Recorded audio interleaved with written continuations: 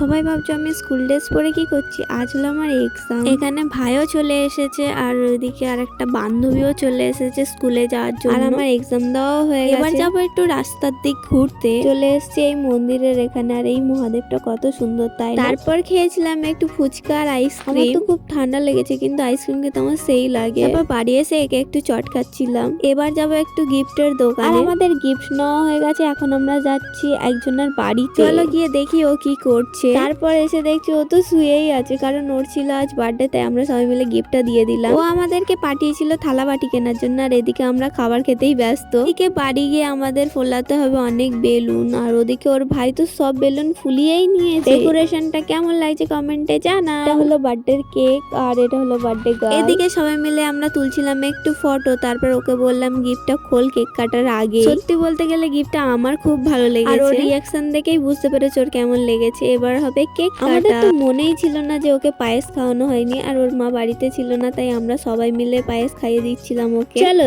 এবার হবে কেক কাটা। কেকটা কত সুন্দর লাগছে না? তারপর আমাদের খাওয়া দিয়েছিল বিরিয়ানি। ওটা কেমন লাগলো কমেন্ট করে দেখাবে পরের ভিডিওতে।